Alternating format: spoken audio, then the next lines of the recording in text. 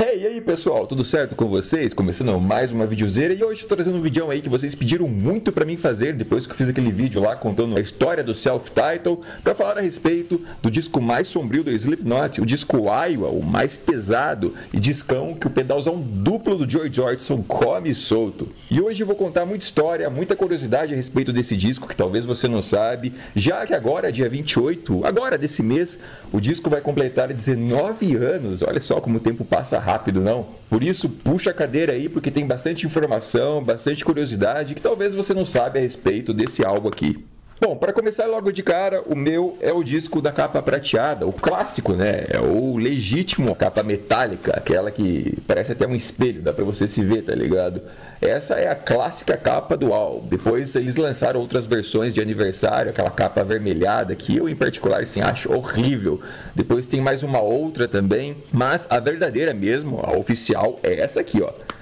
A gravadora parece que depois quis economizar isso aqui e aí não quiseram lançar esse tipo de material aqui que ele reflete, tá ligado? O título acredito que todo mundo já sabe, né? Iowa é a terra de onde eles vêm. E a ideia do nome já é uma ideia antiga que eles já tinham em mente em lançar o segundo álbum com esse nome. E claro, o disco tem tudo a ver com eles, da onde eles vêm, as referências, o nome e a capa. Esse bode aqui foi mera escolha do palhaço, o percussionista, o Sean Crahan. Ele que teve a ideia de colocar esse bode aqui, porque tem tudo a ver com eles. Muitas pessoas acham que isso aqui é ligação ao satanismo ou coisa do tipo. E pessoal, nada a ver, por favor. Isso aí é coisa de gente que não pesquisa as coisas antes de falar. Até porque, velho, o bode é um animal, cara. O que o bode tem a ver com capeta? Por favor, né? É um animal assim como o gato, o cachorro. Vamos respeitar os animais, por favor. Então a capa, o título, até o nome da banda é uma referência de onde eles vêm, de Des Moines, porque lá Slipknot era o nome de um nó que eles usavam nos matadouros, inclusive um nó usado para amarrar o bode de ponta cabeça. Inclusive as pessoas mais velhas lá da cidade deles tinham uma lenda urbana que eles gostavam de assustar os jovens, as crianças, dizendo: cuidado, o bode vai pegar você.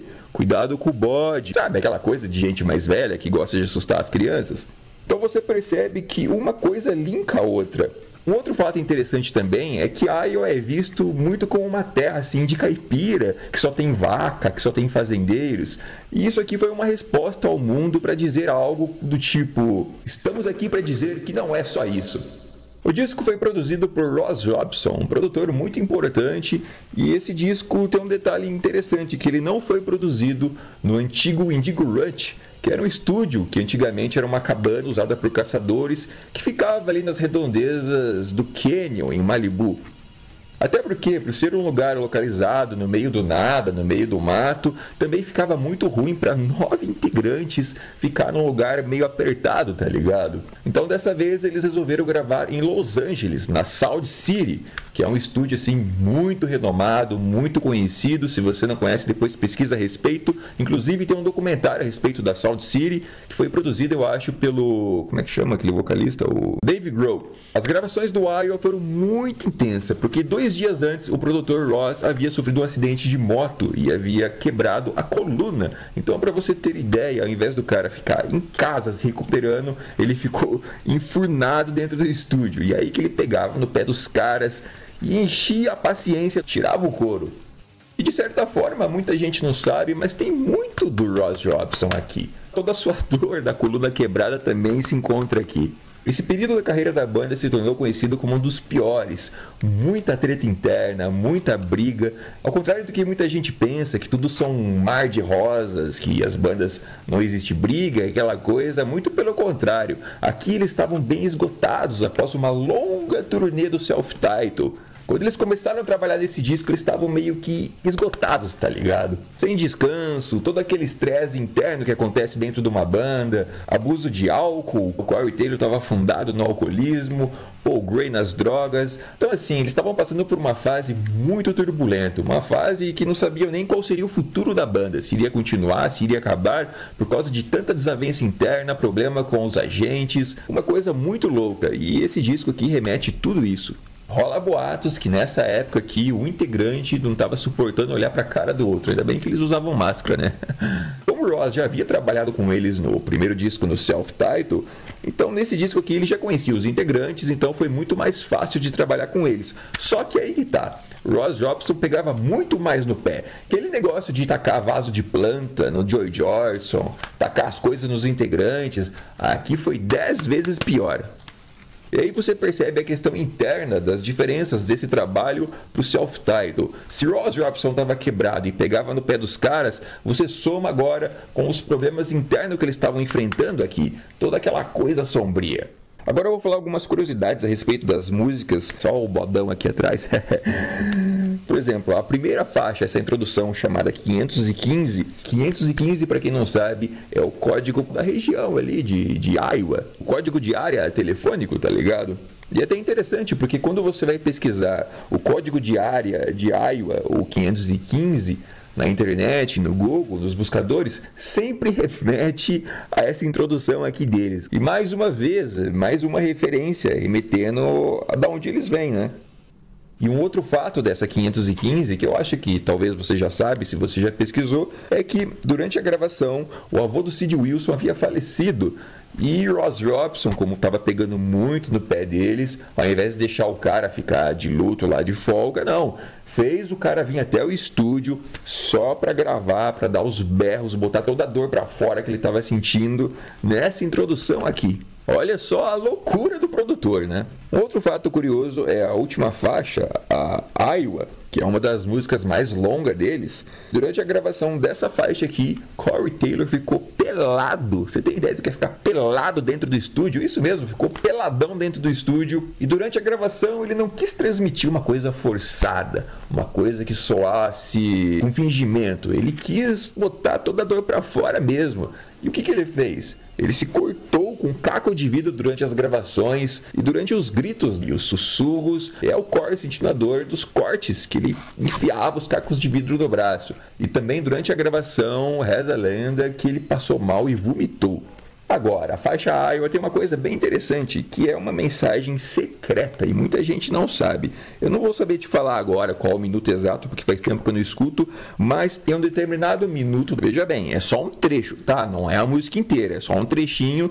Tem uma mensagem subliminar escondida que os gritos que parecem ser de Corey Taylor, na verdade é interpretado por Craig Jones, o sample deles, que tem aquela máscara dos espinhos, sabe? E se você reverter esse trecho ao contrário, se você tacar em um programa de edição aí, você vai ouvir que a fala diz, na verdade, não olhe pra mim. Então essa é a mensagem subliminar aí que muita gente não fazia ideia.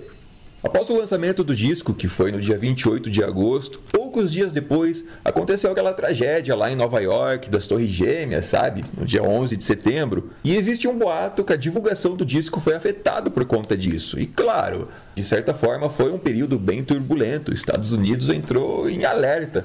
Só que esse boato que as vendas foram afetadas, a divulgação, é só um boato, porque depois, quando passou essa fase turbulenta, eles ficaram um ano em turnê promovendo o disco. Em meados de 2002, os conflitos internos estavam tão intensos, aquela fase tão sombria, que a banda meio que entrou numa espécie de ato. E foi nessa divisão temporária que os membros se concentraram em outros projetos paralelos. Foi daí que Corey Taylor, junto com Dee Root, reviveram aquela antiga banda, o Stone Sour. Joey Jordison criou o Mother Dolls junto com Wesley Turter e o Sid Wilson deu luz ao seu projeto solo, o DJ Starscream. E foi nessa época que rolou muita especulação, ninguém sabia qual seria o futuro deles. Se a banda iria continuar, se teria um novo álbum, se iria acabar, justamente por causa dessa divisão, cada membro indo para um projeto paralelo, parece que eles estavam cada vez mais distantes, até que no dia 22 de novembro de 2002 eles lançaram o incrível e brilhante DVD Disaster Pieces, que eu considero, assim, na minha opinião, o melhor show de todos os tempos. Aliás, arrisco dizer que foi o melhor DVD que eu vi até hoje de todas as bandas.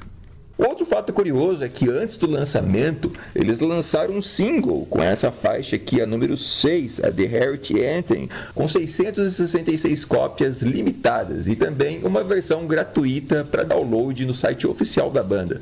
Mas o primeiro single oficial mesmo do álbum foi a Left Behind, que é a faixa número faixa 8. Não dá pra ver aqui, velho. É tão miúdas as letras que mal dá pra enxergar.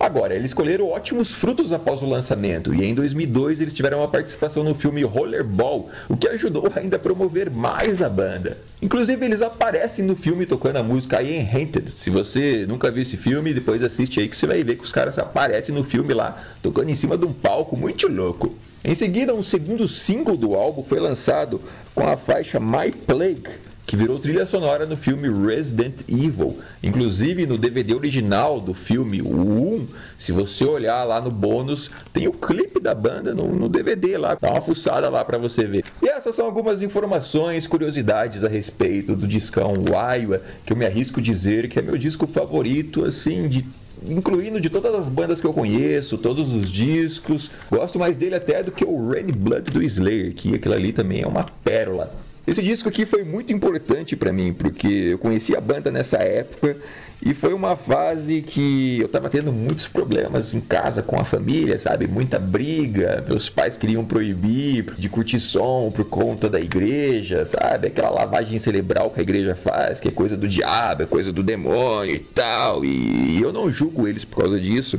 Porque muitas vezes, por conta da ignorância mesmo, até uma capa como essa aqui do bode, as pessoas pensam que é coisa do tinhoso e coisa do tipo, quando na verdade não sabe a história por trás, né?